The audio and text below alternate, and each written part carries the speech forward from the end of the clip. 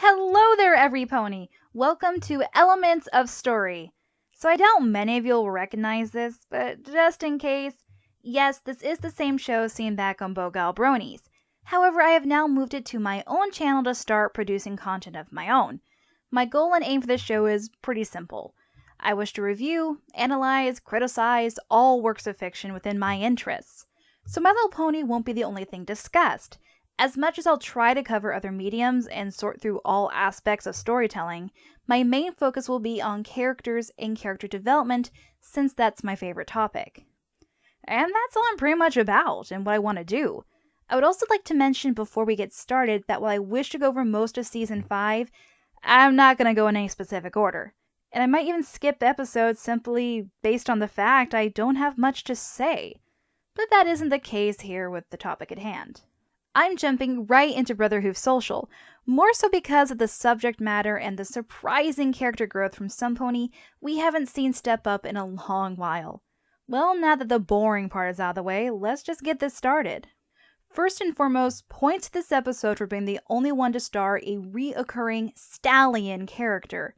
Not even in the background or as a side character, but he's freaking starring it. And that's a nice change of pace.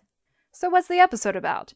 Well, not only does it serve as a callback to the episode before, Made in Manhattan, I will get to that another day, where we see what Applejack was doing on her side of things before being summoned by the map of magical plot device. And apparently it's also the map of shipping, as once again Applejack and Rarity are paired in something. I swear, I'm just going to start stamping Hasbro's main ship at this point with these two. What was I saying? Oh, right. Sorry. Not only is it a callback, but it also serves as a parallel story of the same day as the previous episode.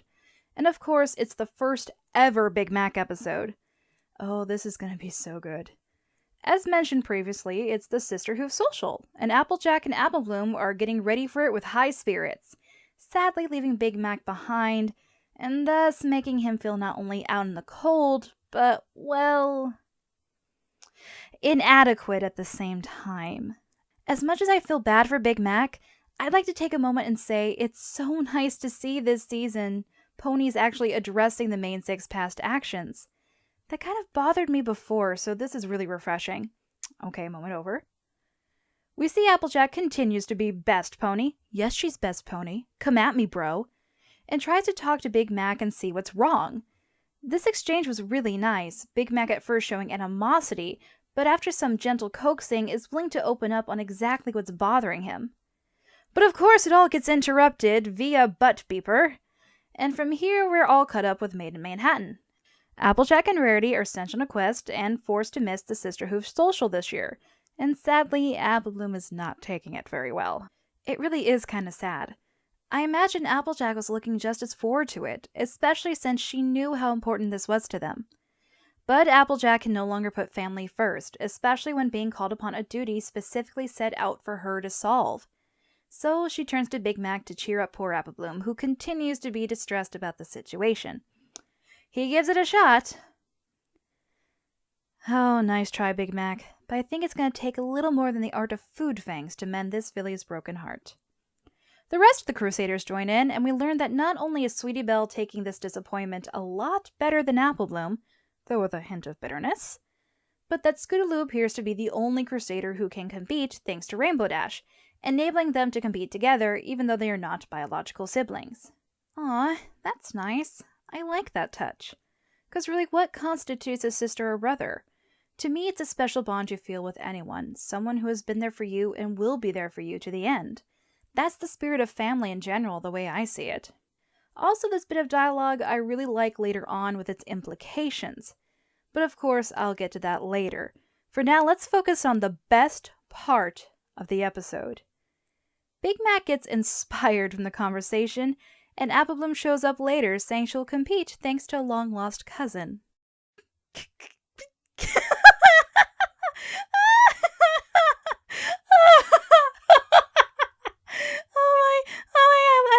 I love everything about this. It's a classic gag, but when done right, it's done really right. So I'd already seen the clip of this scene and was super excited. Peter knew. Oh man, just listen to this guy. It is my extraordinary pleasure to make your acquaintance. That's Big Mac in a dress. I can only imagine how many takes it must have taken because of everyone laughing too hard. And Peter New is having such a blast. What his face must have looked like when reading the script and actually having real lines. This is a rare event, and he's enjoying every minute, just eating it all up, and I love it. It's such a nice callback to the days of Bugs Bunny when he would cross-dress. Alright, so Orchard Blossom and Apple Bloom are approved as a pair for the social, much to Apple Bloom's surprise.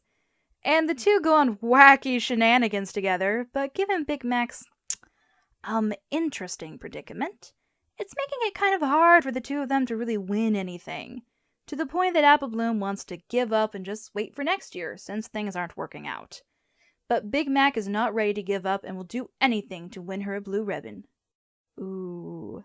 Yeah, this isn't going to end well.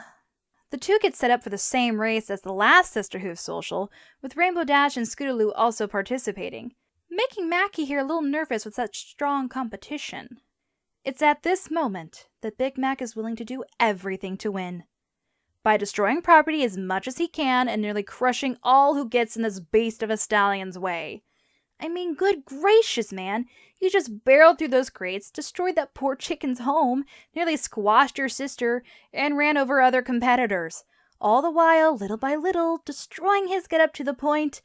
Done, done, done! His secret is revealed. So, let's take a time out, folks, and talk about this. Here's how normally the cross-dressing shtick works.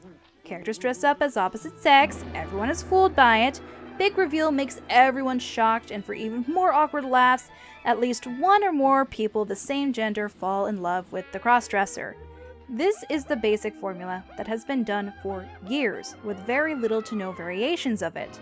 However, I really like the twist they did here in MLP. This clip right here is the reason I wanted to talk about this episode. I really love this moment because to me, it says so much about the tolerance in the world of Equestria. For one, this is a difference of the norm when handling this gag. To have everyone know from the beginning is rarely seen. Well, there was one guy who wasn't fooled. Yeah, that could have been awkward. Moving on, let me tell you something. I watched this episode in a stream on the day it aired in my time zone. I had already seen the clip, I knew what to expect, still found it hilarious, and was expecting to see people with the same reaction. But all the while, so many people were saying, this is so cringeworthy, and even a couple saying it was a little offensive to the transsexual community. The little spout of controversy has long been gone and dealt with at this point, but I still wanted to give my input on this situation. I don't see this as an insult, and anyone who does really needs to open their eyes and remember exactly how many cartoons, cheesy sitcoms, and comedic movies have done this exact same situation and routine. With that logic, are you offended by Mrs. Doubtfire? Because this is pretty much a similar situation in which a male character dresses as a female to maintain and win the affection of his family that is growing distant to him. It was heavier in Mrs. Doubtfire, true, but that doesn't change how the means that these male characters will go to just to stay close and make their loved ones happy is just about the same. Furthermore, in my opinion, this only adds to Equestria's culture. Both Granny Smith and the social delegate here say that the socials have always had a loose base terms with what classifies as a sister. And since they knew from the beginning that Big Mac was a stallion, it leads me to believe that Equestria is being portrayed as a society that is not only tolerant, but completely accepting of those who identify as the opposite sex. Some people were asking that if they're going to know that Big Mac was a stallion the whole time, then why did he have to dress up at all? Well, again, it is the Sister Hooves Social, indicating two females of close relations, or at least those who identify as female. If you think about it, the delegates at the social would only be able to assume the reasons for him entering these bouts of competition. My guess is that they assumed that Big Mac identified himself as a female. So that leads me to the conclusion that Equestria is a very accepting society. They don't question him, they don't pry. You can see ponies are figuring it out, but no one is pressing it or even treating it awkwardly. I really like that it isn't the fact he cross-dressed or lied about his gender that got them disqualified. It was because of his poor sportsmanship and the ongoing bouts of destruction in his attempts to win. With that, I can't see this as anything but positive and showing support to the transsexual community. And it only makes me hope that at least someone else sees it the same way I do. In the end, all of us can agree on one thing. That ending. That beautiful ending. Just roll the clip, Sauce. When you were little, you used to look up to me. Thought I was the best thing since Zap Apple Jam. Things are different now. Applejack's the hero of the Apple family. Always rushing off to save Equestria. And I'm just here on the farm, doing chores, helping out the way I can. Nothing special, nobody's hero. I guess I just thought, oh, never mind. Here I am about to start blabbering on about my feelings. You don't want to hear all this. Yes, I do. I guess I just thought if I could fill in for Applejack at the social and get you a blue ribbon, well, I could be some pony you looked up to again. Be your hero again. Even if it was for just a day. It was foolish, and I'm ashamed. Please, I just want to be alone right now. Too bad, you big goof. 'Cause I'm not going anywhere. And I know that you're always gonna be here when I need you. Heck, you'll do a whole obstacle course in high heels if you think it'll help me get something I want. You're my big brother. You've always been a hero to me, Big Mac, and you always will be. I'm real sorry I haven't been letting you know that's how I feel. Guess both of us have been holding back when it comes to expressing ourselves, huh? Yep. Oh my god. It's so beautiful. Oh, just this episode. Not only was this comedic, not only were the hidden morals amazing to me, but this piece of character development just, oh my god. If you've ever seen a panel of Peter New, then you know in the beginning, Big Mac was meant to have more of a role, where he would be the wise pony that gave advice once in a while. But then they changed it, only having him talk for the sake of comedy. Hell, they even kept him from talking on purpose in Season 4, and that seemed like it was going to be a common gag. So Big Mac never really got a lot of character development. I mean, we knew enough from what other characters said about him to speculate, but that was it. So to see this moment is really great. Big Mac is understandably jealous of Applejack. It's really gotta be hard on the old ego, your younger sister in the spotlight saving Equestria, while also still organizing and managing the family business.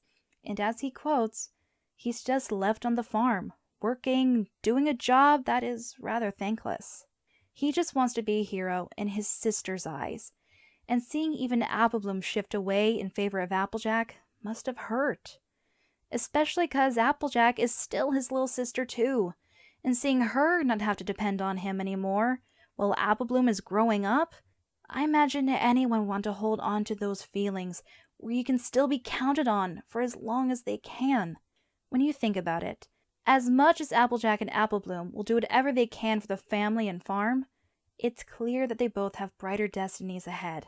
Big Mac is the only one who will get left behind, and he clearly knows this. Applebloom assures him that she'll always need him and love him, and it's great that she apologizes how she just had forgotten to tell him that, leaving with them bonding together, sharing a moment of laughs while watching the sunset. And that was Brother Hooves Social. To this date, it has easily snuck its way to my top 10 favorite episodes list. I just love everything about this. I honestly can't think of anything negative to say. Is it perfect? Well, nothing is perfect, and I'm sure other people might have found something wrong. But in my case, anything negative I find would be a nitpick, and I really don't want to waste time in trying to find something wrong just for the sake of finding it. Especially from an episode I enjoyed so much. Dave Polsky, I honestly say you have outdone yourself. This is your best work yet, and I look forward to what you bring next. Keep it up. Keep this up. All of this up. I love it. Do more. Now! Or, at your earliest convenience. With that, I think it's time to put this to bed. Thank you so much for joining me, and I hope to only get better as I move on. Special thanks to Ask Libra Pony for drawing my adorable OC, and Applesauce, my amazing editor, who I would be screwed without. You two are awesome. I'm Heather Feathersong, and before we go, just remember, in fiction you are never wrong. You just see things differently than the person next to you. So keep your mind open like an open book. I'll see you next time on Elements of Story.